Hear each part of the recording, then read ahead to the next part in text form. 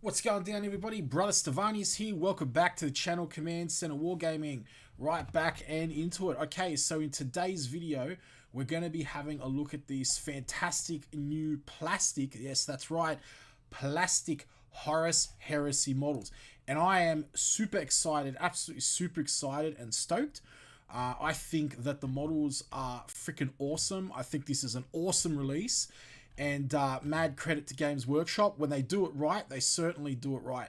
This is on. I'm that happy about this. This is on kin with me for the Dark Imperium box. Okay, as a Horus Heresy player, all right, I'm really ecstatic to get these new models, and I think they look absolutely gorgeous. There's character in it. Okay, like all the models, all the sculpt, they're individual. They have a lot of detail on them that's subjective to the Legion, but it's not overdoing it.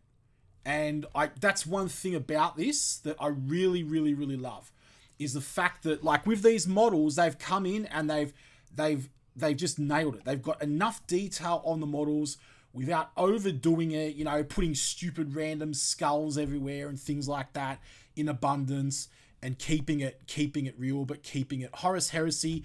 But you could also use these models for 40k as well, and that's the amazing part about it. I absolutely love it. So what we're going to do, we're going to go through the models in this video. Okay, I'm going to have a little bit of a talk about what I think about the models, and then what we'll do is we'll go through and we will talk a little bit about the characters. All right, and we'll basically see what they're doing lore-wise in the Heresy, what they're all about, because there are probably some lesser-known characters in the Heresy, but they're still pretty awesome. They play a lot into the Siege of Terror motif that's happening right now, especially in with the books as well. All right, and yeah, but we'll get into that after I just talk about the models, we analyze the models. So if you like the content, you want to support the channel, okay, please consider subscribing, like the video, share the video, and all that kind of stuff, and fantastic. So let's get into it. All right, so first up, we have, you can see here, you've got the pages of Terror, so they're definitely linking it up to the books. All right, so we've got Fafnir Rann. Okay, now hopefully I'm pronouncing this all right. Fafnir Rann of the Imperial Fists and Dominion Zyphon of the Blood Angels Legion. Right, we can see here he's Fafnir Rann right here. All right, and he was basically there, and he was defending the Imperial Palace. Okay, he's one of the heroes that helped to defend the palace in 30k, right, in the Horus Heresy. Okay, I believe the Zyphon as well, the Blood Angel, was stationed on Terra as well, because he lost some of his agility and stuff like that. And so the Blood Angels sent him there as like a warden, like a guard on the palace, because, you know, he wasn't able to, you know, he lost a lot of his agility and stuff like that. So, but we'll get into that a bit later. But here we go. So here we go. Here's Rann. And absolutely amazing model.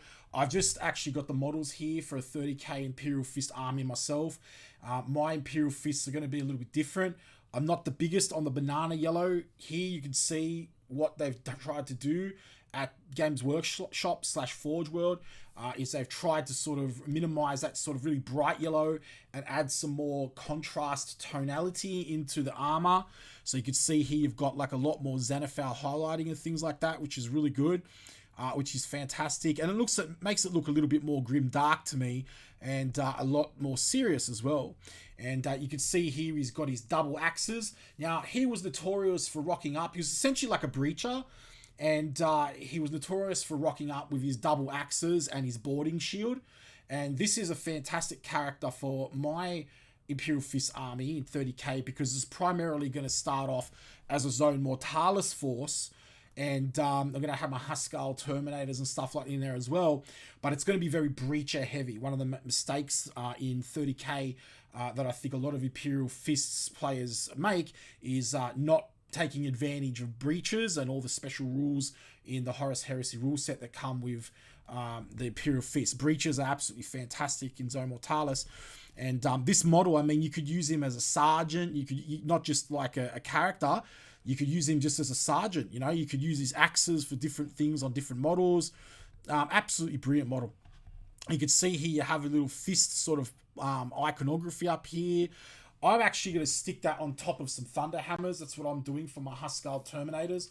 I'm actually getting some 40k models. I'm actually using Indominus armor. I know. That's heresy. You know, they were in the Horus Heresy, and I know Huskarls were cataphracti, but I like to do things different. I like to think that, because with my Imperial Fists army, the way it's kind of working is that because they were one of the last legions closer to the in the timeline to 40k, on the Battle of Terra and everything, they actually had access to a lot of Mark 7 armor from Mars and everything. So a lot of that prototype armor that's in 40k that went over to the to 40k era went over to Terra because it got manufactured on Mars. And a lot of the legions who were on Terra, including Imperial Fists, they were given access to actually Mark 7 armor and things like that. So they're one of the three legions that you can actually sort of cross over with a little bit of 40k modeling, in my opinion, if you so wish. But I know a lot of people will disagree with me there. They're just basically like, oh, no, 30k has got to be 30k models and you can't cross the streams like that. But look, that's just me. That's just my opinion. And I want my army to be different. You know, I want my army to be unique, and I like to add a little bit of flavor in there into my armies. Like, you know, like with the Alpha Legion, my 30k Alpha Legion army, you know, a lot of people tell me, oh, why are they so bright and shiny and all this kind of stuff? It's like, well, because that's a uniqueness of my army, because I already have other armies that look similar.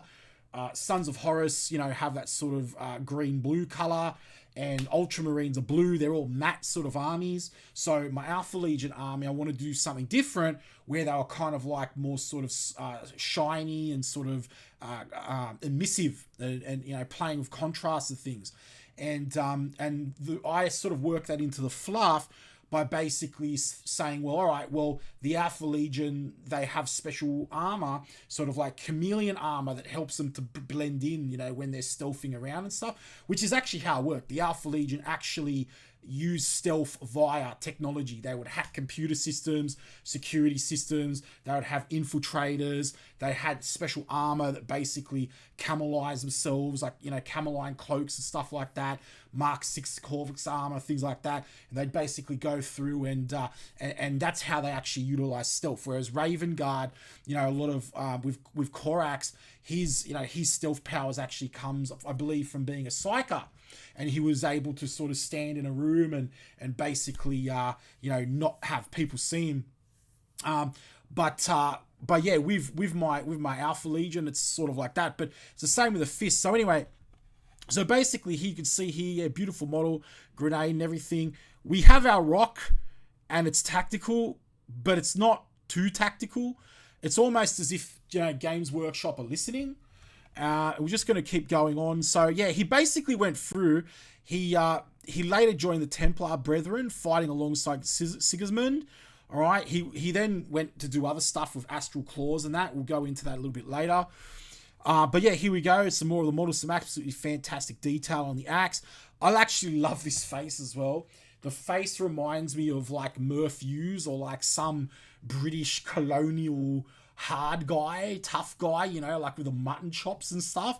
And like, this is what I want, you know, this is what I want. This is 40k. It's like, you know, like a strong, brutal guy, you know, who's just serious and, you know, gonna wreck face really easily, you know, and grim dark and serious. This is what I personally want out of my 40k.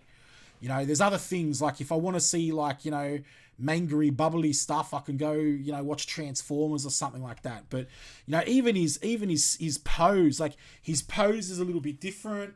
You know, it's not the whole usual sort of like 1 foot up on a rock and then arm up. So really loving it. Plenty of chance for conversions here as well. Absolutely fantastic. Yep. So he's a venerable mountain of stubborn strength. Even for a superhuman space marine, wielding his signature twin power axes. So here you've got also Dominion Zyphon. It's awesome, another awesome model. I could think of heaps of conversions here. You'd have to do a little bit of shaving off on the model for the iconography, okay? But I'm thinking of Alpha Legion, destroyers or any jump pack infantry, assault squads. I'm actually loving that backpack. It looks absolutely beautiful, futuristic, curved off on the sides there. And yeah, you could even probably convert this to, yeah, really anything you wanted. Other Blood Angels units as well. Angels Tears, Sanguinary Guard. You could use that for sergeants. Smash Captain model. You could change out the helmet, give him more bling on the shoulder pads. And this could be like a Smash Captain model. You know, so yeah, this is very easily clipped off. This sort of Iron Halo or Rosarius on the jetpack. So that's amazing. So yeah, exactly. So his extensive augmented surgeries brought him into contact with a tech priest by the name of Arkan Land. Yes, the very same man who the Land Raider was named after. So apparently he was one of the guys who originally founded the STC for the Land Raider.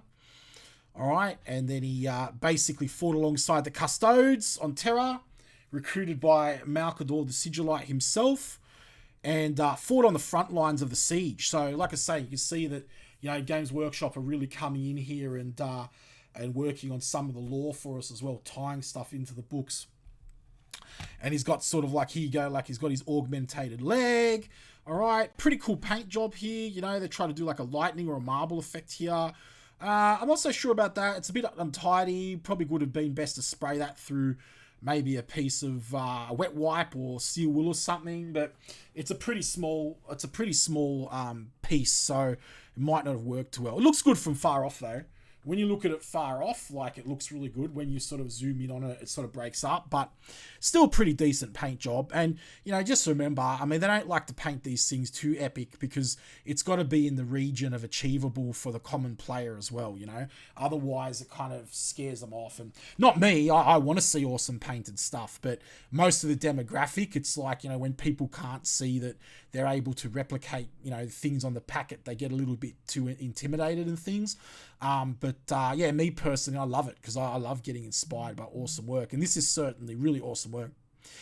And fantastic. So the only thing I'm not 100% big on is the head.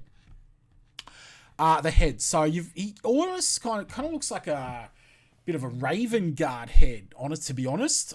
You know, with the little emo sort of fringe up the front and stuff. The black eyes, you know, the sort of, although, you know, Raven Guard eyes are like pitch black, but, you know, the black eyes there. He's got his little vampire teeth, I suppose. I don't know. I'm not too massive on the head, but you know what? I wouldn't run him with the head anyway. I'd always have his beaky helmet on him. So that's really fantastic there. So yeah, incredible model, awesome. So there's a video here as well. Scrolling up the top, you can see here the boarding shield. The boarding shield's getting a little bit busy, but it's not so, it's right on that peak of, you know, of border, where I'm like, okay, that's super busy, but it's okay because it's the back of the model, the front of the model's bang on. Like the breeches usually have this kind of iconography and that on them. They have a little bit of extra frontal armor and stuff like that to weather themselves in the Zone Mortalis environment. Okay, so because it's brutal, you got like shrapnel flying off the walls and everything because it's an interior environment. So let's have a quick look at this video released by the Warhammer community. And we'll just play this and run it through. We could have a look at the model. I'll just max screen. So it's really when you see it,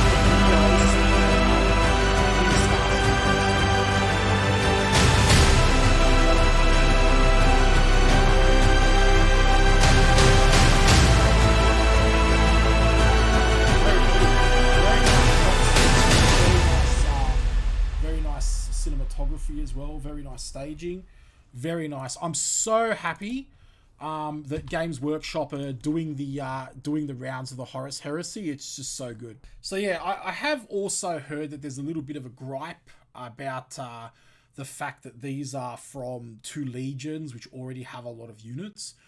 So for example, the Blood Angels have a lot of units released already for 30k, and also the Imperial Fists, they also have, you know, a lot of units as well. Not as many as the Blood Angels. The Blood Angels have got like so much. They've got like all these characters. They've got their own Leviathan, their own Contemptor. Okay, so, you know, they've got a lot of stuff going on, the Blood Angels. You know, you've also got those Paladins as well, the Crimson Paladins. So, you know, I can understand that these are from two legions who've already had, like, a lot of content released. But look, here's the thing. Once again, it's fitting into where we are up to with the narrative at the time. They are very popular legions, right? And, you know, at the end of the day, look, it's plastic Horus Heresy models. Like, this is a massive good sign for us, right? Because what it means is they're starting to put more effort into stuff, even if they're releasing, you know, not exactly the content and filling the gaps that we want them to fill. They're still releasing plastic Horus Heresy, and this is huge, because what it means is they might start to take Horus Heresy back into the mainstream again, and back into the stores, back into that kind of stuff, which could be a good and a bad thing, admittedly. All right, but remember, if they do a 9th edition 40k on it, you can always just revert back to the original rules. You don't have to play with the amended rules. But I think they're doing a pretty decent job so far. Is it perfect? No. But credit where it's due, okay? You know, like I said, they are releasing models, and this is plastic, and it's a very good sign for the health of the heresy, because it means that they're probably going to be releasing more stuff, getting more people into it, increasing sales, and then that means we get more models and more sculpts. Okay, it also means more starter boxes. All right, like, you know, another starter box. We haven't had one for ages. I know there was one rumor that's coming.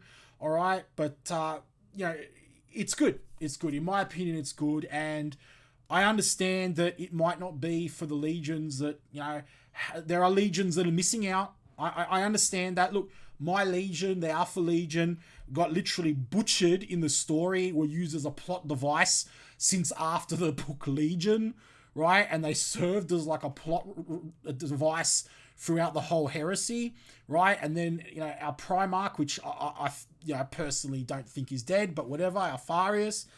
Yes, I know the writer said he's alive, he's dead, but I still think he's alive. Yeah, so yeah, I get it, but at the end of the day, more models is good. I'm not seeing any kidsy stuff on these models either. You know, they're sticking to the heresy. They're not trying to inject Primaris into it. Maybe the scale, but all in all, I think it's a very, very positive release. This is epic. This has got me excited about Warhammer. All right. So we're talking about a little bit about the characters some more. Now, I've got Matt, one of our viewers, and he's a really good expert on the lore.